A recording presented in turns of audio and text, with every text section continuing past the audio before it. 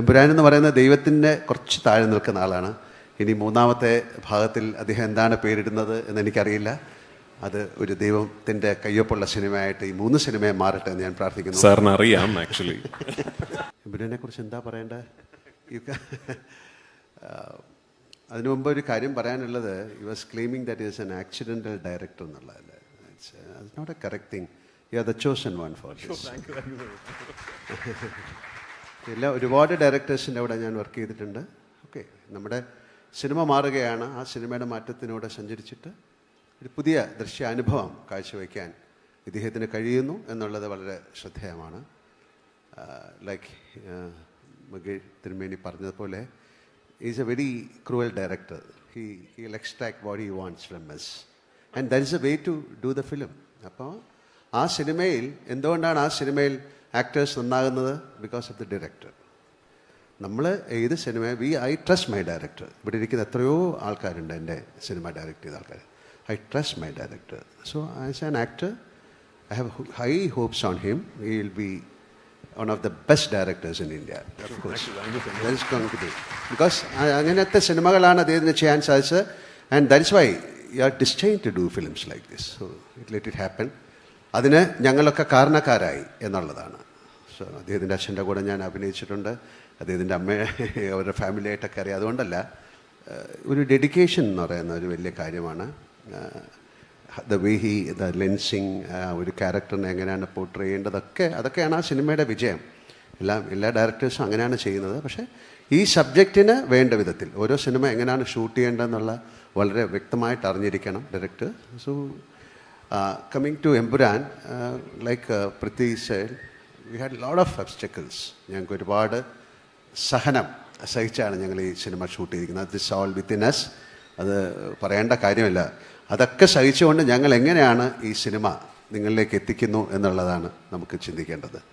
അതിൽ 100% അദ്ദേഹത്തിൻ്റെ ഭാഗത്തു നിന്ന് ഉണ്ടായിട്ടുണ്ടെന്നാണ് ഞാൻ വിശ്വസിക്കുന്നത്. ബിക്കോസ് ഞാൻ ആ സിനിമ കണ്ടതാണ്, നിങ്ങൾ കാണാൻ പോകുന്നതാണ്. And thank you very much എല്ലാവർക്കും, like Chembamoorthy sir, Tamil Kumaran, rest of the people, and Makichi, Tirumeni, for joining with us.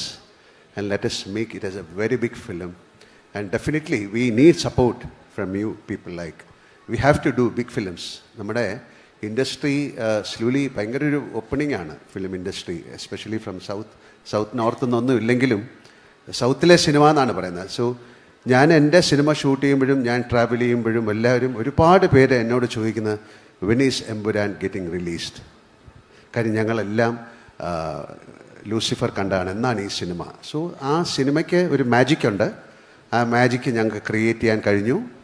Thank you Murali, നിങ്ങളുടെ പേനയിൽ നിന്നാണ് ഉണ്ടായിരിക്കുന്നത്. അപ്പോൾ ലൂസിഫർ, എമ്പുരാൻ എന്ന് പറയുന്ന ദൈവത്തിൻ്റെ കുറച്ച് താഴെ നിൽക്കുന്ന ആളാണ്. ഇനി മൂന്നാമത്തെ ഭാഗത്തിൽ അദ്ദേഹം എന്താണ് പേരിടുന്നത് എന്നെനിക്കറിയില്ല. അത് ഒരു ദൈവത്തിൻ്റെ കയ്യൊപ്പുള്ള സിനിമയായിട്ട് ഈ 3 സിനിമയെ മാറട്ടെ എന്ന് ഞാൻ പ്രാർത്ഥിക്കുന്നു. സാറിന് അറിയാം ആക്ച്വലി. അപ്പോൾ ലാൽ സർ അല്ല, especially Antony, thank you so much for trusting us. എന്നെയും അല്ലെങ്കിൽ തീർച്ചയായിട്ടും പൃഥ്വിയൊക്കെ വിശ്വസിച്ചുകൊണ്ട് ഈ സിനിമയുടെ പുറകെ സഞ്ചരിച്ചു. എനിക്കറിയാം ആൻ്റണി എങ്ങനെയാണ് ഈ സിനിമ എടുത്തിരിക്കുന്നത്, എത്രത്തോളം കഷ്ടപ്പാട് സഹിച്ചു. Taken a long of pain. അത് പെയിൻ എന്നുള്ള വാക്കാണ് കറക്റ്റ്. എല്ലാ സിനിമയും അങ്ങനെയാണ്.